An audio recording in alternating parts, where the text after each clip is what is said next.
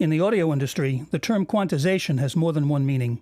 Under the hood, it's part of the analog-to-digital conversion process, but musicians are probably most familiar with it from MIDI applications, where quantization refers to the auto-correction of the musical timing of MIDI notes. Specifically, when the timing of a MIDI recording is less than perfect, quantization will move all the notes to the nearest user-selected musical grid line, most commonly to the nearest 16th note, tightening up the timing.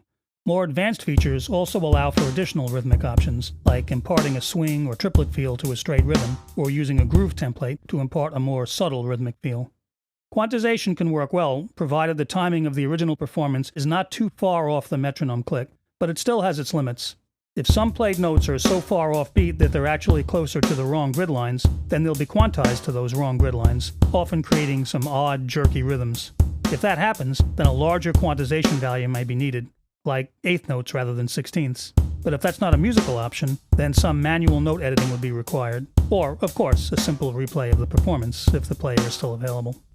Full quantization is appropriate for some musical genres, like dance music, where very tight timing is an integral aspect of the musical style. But with looser, more performance-oriented musical styles, it may not always be advisable to quantize a musical part to 100% perfect timing. This can sometimes sound unnaturally stiff, losing beneficial musical feel.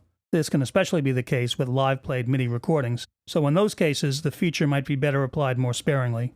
If there are options for partial quantizing, which can tighten up the timing without moving the notes all the way to 100% perfect timing, this may be a good choice in those situations.